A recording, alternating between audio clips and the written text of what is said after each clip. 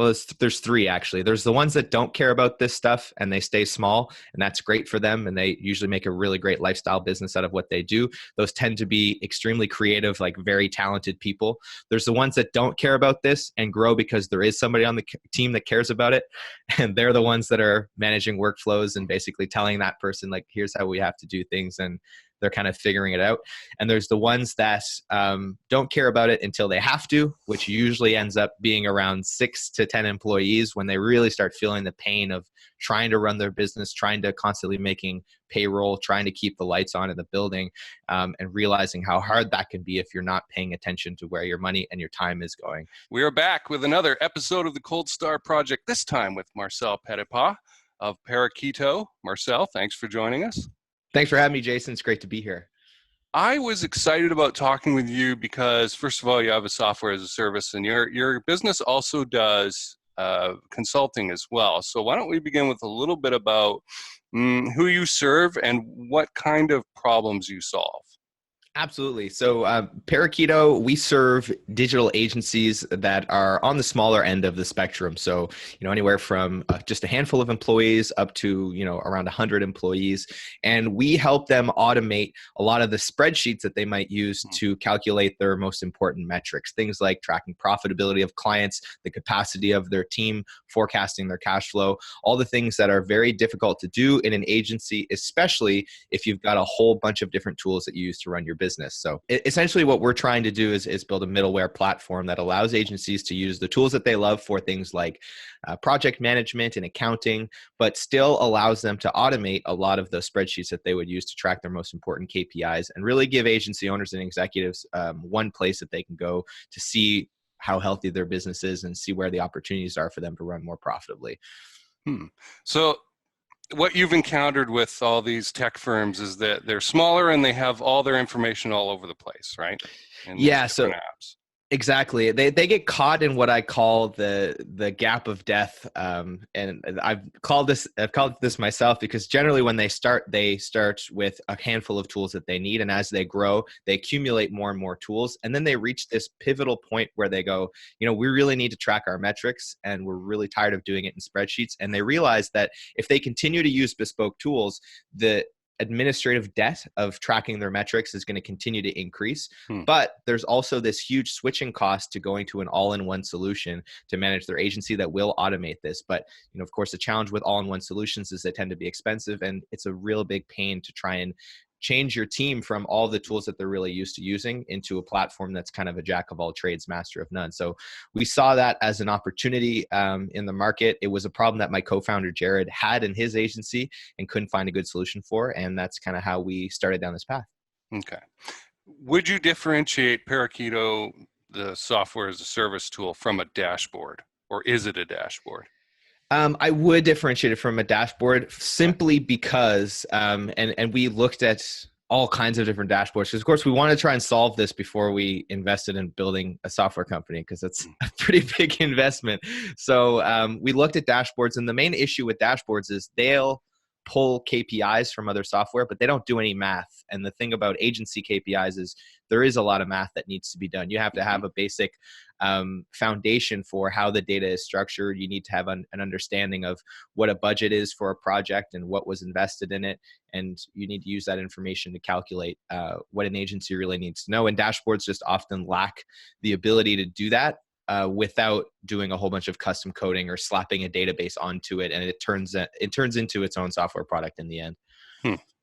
So tell us a little bit more about this. You had a phrase for it. The point at which the agency realizes, oh no, I've got all this stuff all over the place. How do I compile it into one central location? Like, what kind of tools are they using? I want people watching or listening to be able to recognize if they're in this situation.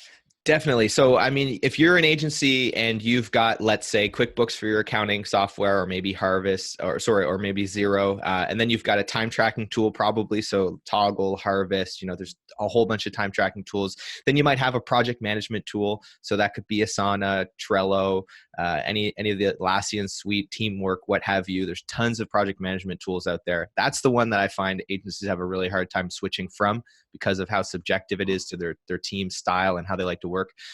Then they might have something for resource planning. and they might have something for scheduling time off, and they might have something else for CRM and lead generation, and they might have something else for document management and proposals and where they store all their statements of work and the different budgets they have for clients. So this is the kind of situation that you might find yourself in, where you've got tons of different tools to manage your business. And if you want to figure out something simple, like what was the profit margin of that client we just finished a project for? Well, you've got to go and pull your timesheets from your time tracking software, and you've got to go pull expense reports from QuickBooks, and you've got to go pull the original budget from the Google Drive where it's stored, and the resource plan to see who worked on it. And it can be a real pain to put all that information together. Hence the big cost Exactly. that somebody would have in trying to customize this thing. What do you have to say to a relatively newbie agency, maybe an agency owner, co-founder, who goes, well, yeah, I don't care about profitability yet. I just am interested in getting sales? Well, I mean, certainly there's going to be a point in time in your agency life where that's going to be your primary concern. I think business development is always a concern for an agency. We've generally found that up until about $1 million in revenue, that's where most people's focus go. But what I would advise is that if you're not tracking the profitability of your clients, it's very hard to know who your best clients are, which makes it very hard to niche into a really profitable niche, which makes it really hard to scale in the first place. And you might find yourself in a situation, and I've seen this time and time again, where in the early days, you just want to sell. So you sell anything to anyone. And then you end up in this situation where you've got $1 million or $2 million in revenue, you've got employees, you've got overhead, and you're trapped. You have to keep selling to keep your revenue up to maintain all of this. But the reality is, what you should be doing is saying no to half of the clients that you're working for, doubling down on the ones that are profitable so that you can scale. But you've kind of locked yourself in the golden handcuffs in a way. So to me, if you can have the discipline to do this early on, it can set you up for much more rapid growth. And you don't tend to hit those roadblocks that a lot of agencies do when they reach certain levels of scale, where they have to stop, readjust, have to take a year or two off from growth to try and actually get their business profitable and focus on the right clients so that they can move to the next level. Right. Yeah. What you said makes total sense to me. The idea of being able to identify who's profitable early on and then niche down, it would help you with your targeting, your marketing, what kind of conversations you would have, pain points, right? All these goodies to help identify the area of excellence for you, right? And then figure out how to grow that, as opposed to, as you say, oh, we're going to take anything and everything, and then suddenly there's this mishmash. And then if you do go through the accountant, the CFO says we got to be more profitable, let's do that. We apply brain power to it, and we figure out, oh, now 2 years later it's something else, right? Now the adjustment to that would be very difficult. Like, the salespeople are used to having a certain kind of conversation, and now they're going to feel crammed into a corner, for example, right? Or the marketing. You get this kind of marketing that goes, oh, I've got my blinders on, and all I can see is like this kind of prospect. I can't see what you're telling me to identify because they're not used to it. And that sort of mental retraining takes a couple months at least to come around to it and start filtering those things in. So I can see a huge advantage. How big have you gotten Parakeeto up to now, as far as company size goes, like people working there and that kind of thing? So we're still very early days with Parakeeto. So we came up with the idea about a year ago, and we didn't really form a company around it until we had done quite a bit of extensive market development validation tests. We started building it, I'm going to say, in probably February in a serious way. So right now there's myself, there's my co-founder Jared, and two developers from his team in Boise, Idaho that are working on Parakeeto. And we just opened up Parakeeto for free trial on our website. It's still in beta, but people are able to go and sign up for the tool, start using it, and see if they like it, give us feedback, and keep using it if they like it, which I hope they will. So it's an exciting time, but we are still early. So the team is pretty small, 4 of us right now. Okay. Talk to us a little bit about the kind of conversations that you're having with agency owners and that you're helping. How do they recognize that they need your help? Yeah, so generally the agencies are going to start recognizing this when they have a small team under them. So, generally around 5, 6 employees. And the moment that they realize that this is really a problem is when they lose money on a project, and Mhm. they go, "Oh crap, this can happen. Just because a client is giving me X amount of revenue doesn't mean that I'm going to be in the green on this." Right. So they have an instance where they get to the end of the month and they're having trouble making payroll, and they're like, how could this happen? We made so much revenue. And they realize that their team spent 4 times as much time on a project as they should have, or they went over on expenses. And now all of a sudden they think, I need to take a closer look at this. So generally at that point, the first instinct for me is always to look for SaaS, because I hate building spreadsheets, but a lot of people will go straight to, okay, let's try to figure this out. Let's build a spreadsheet. And then they get tired of it and they start looking for something to automate this process. Now, generally, if you're a smaller agency, it's easier at that point to try and switch to more of an all-in-one platform. But again, the caveat there is most of the time you've got to stick to their project management software, and that can be a really difficult transition. So Mhm. that's generally where I see a lot of people get frustrated, because they'll go shopping around the industry. There's a ton of tools out there, but they never feel like a good fit, because most of our competitors are trying to own everything that the agency does. And we just don't feel that that's the best way to approach the problem. Okay.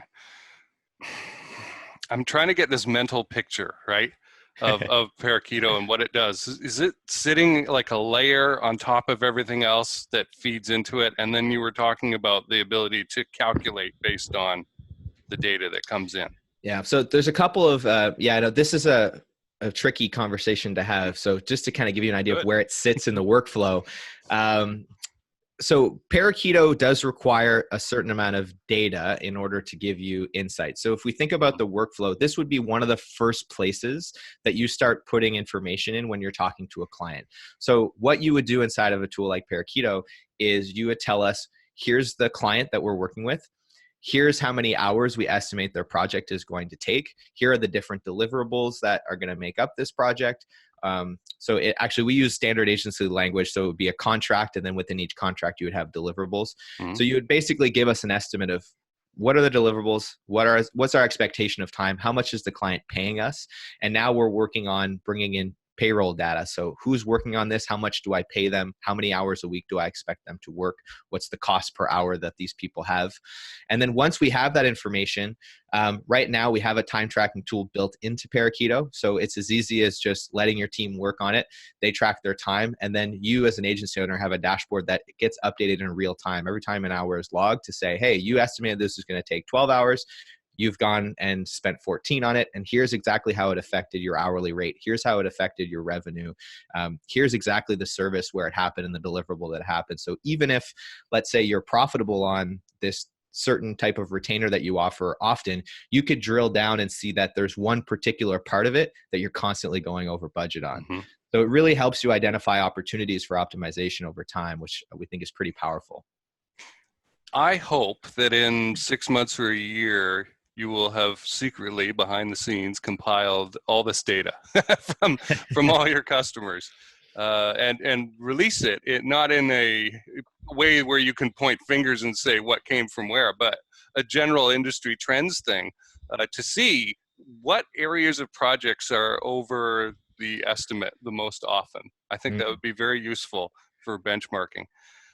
Well, Because and on that, that's a great point, because it just that's something that's in our wish list in terms of the backlog. We'd love to be able to give people those kinds of insights right inside the app, so they could see, hey, we're 40% less profitable on our SEO services than our competitors. We should probably address that. I think that'd be a pretty cool insight.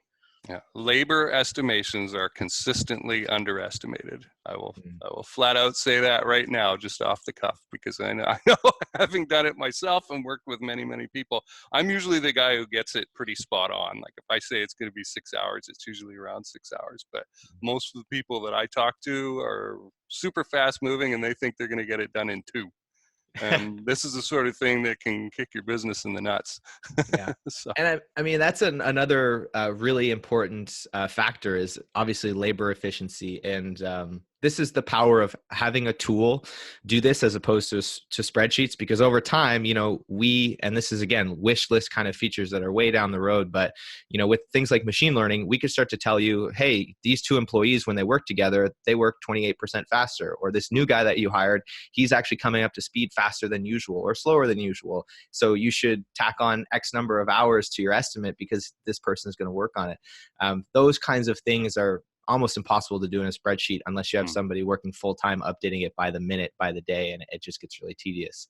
Yeah, I think internal benchmarking reporting is going to be super valuable. So I know from my background in metal fabrication, I ran a metal fab shop, that you would have a good welder and bring on a new welder.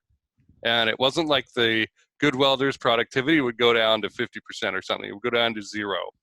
And so during that period of training, you wouldn't expect to get much done. And I would expect that a similar thing would happen in training in any other field. So I think that internal reporting is going to be really valuable, that benchmarking. So there's a phrase here in our notes: we dramatically extended runway. Talk to me about that. What does that mean? Yeah. So, when we started Parakeeto, we were fortunate enough to have an advisor that's kind of gave us a check that allowed me to take on this project full time, and he joined our board. So that gave us some time to build the software. And of course, we underestimated how complex the build was, and it took us a lot longer than we thought. And we got into this situation where, and I think a lot of startups experience this, you have this gap between when you build your MVP, which is really not ready to generate revenue, it's just ready to get feedback, really. And you start collecting valuable feedback, but you have to spend some time being patient, being disciplined, collecting feedback, improving the product until it gets to a point where you can actually afford to scale it. You can afford to pay to acquire a customer, to get on the platform, retain them, get lifetime value out of them, and actually start generating some revenue. And we still are in a way kind of in that gap. We're just starting to come at the tail end of it. But in a way, that gap is, I think, where a lot of startups die. Because again, they spend all their money building a product. They don't realize that product's not really ready to grow. And so when we found ourselves in that situation, it was kind of at a necessity. We were looking at our runway, we looked at our product, and we said, this isn't going to work. We need to find a way to extend this. So we asked ourselves, well, what can we do that's still going to be relevant to the customer that we want to serve, that's still going to solve the problem that we want to solve, that's still going to allow us to learn, but that is going to generate revenue right now. And we said, well, why don't we just do what our product is going to do as a service for our clients? So if they're tired of building spreadsheets, let us build the spreadsheets for them. We'll still get to go in and learn about the intricacies, about the workflows, about what is important to them, what's not, what kind of conversations they have around, which is going to help us improve our product. But we don't have to try and rush a product to market that's not ready to scale and end up potentially damaging our reputation, because that's just the life cycle of a product. It takes time for it to get good, and it takes a lot of feedback for it to get good. Okay. And you and your co-founder did a lot of outreach to find out what the real problem was, right? Yeah. So we did a lot of outreach to do customer development. I think I sent a little over 3,000 cold emails and ended up doing about 60 calls with agency owners to really dig into what their problems were and see if we were actually directionally accurate on what we were doing. And then we started doing pre-sales as a test. So we would just see if people were willing to wire us, $500 off of some screenshots that we had showed them. We ended up refunding all of those people, but we really wanted to do a litmus test on, is this problem important enough for people to shell out a little bit of money to solve? So after we did that, we were confident that we could start building a product and make an investment. But again, what we really should have done back then, instead of pre-selling the product, was pre-sell the service, because ultimately it solved the same problem. So it still validated it. So I'm glad that we ended up doing that later, and that we're still doing it now. Interesting. I guess we're going to finish up here. How should people connect with you? How can they find out more about Parakeeto and what it does? Sure, absolutely. So I am all over the internet, like most people these days. You can find me on LinkedIn, Facebook, not super active on Twitter, but I'm on Instagram, Marcel Petitpas. There's not a whole lot of them out there. So just look for the one with a beard and that says CEO Parakeeto. If you want to check out Parakeeto, head on over to parakeeto.com. Also, make sure you check out our blog and our podcast. We have a podcast called the Agency Profit Podcast, where we teach agency owners how to run more profitable businesses. We bring on all kinds of great people and experts. So make sure you check that out. And if you want to try Parakeeto out, free trial on the website. So feel free to go in, sign up, see what it's all about. And we'd love to hear what you think. Awesome. In your discussions with agency owners, how often have you found that they've had used the word workflows? How often do you find those? Do they have them or not have them overall? Question. It's funny. I find that there's two different types of agency owners. The ones that, there's three actually. There's the ones that don't care about this stuff and they stay small, and that's great for them. And they usually make a really great lifestyle business out of what they do. Those tend to be extremely creative, like very talented people. There's the ones that don't care about this and grow because there is somebody on the team that cares about it. And they're the ones that are managing workflows and basically telling that person, like, here's how we have to do things. And they're kind of figuring it out. And there's the ones that don't care about it until they have to, which usually ends up being around 6 to 10 employees when they really start feeling the pain of trying to run their business, trying to constantly making payroll, trying to keep the lights on in the building, and realizing how hard that can be if you're not paying attention to where your money and your time is going. So, that answers my question. Yeah. Awesome. All right, Marcel, appreciate you being here today. It was a pleasure, Jason. Thanks so much for having me. You bet.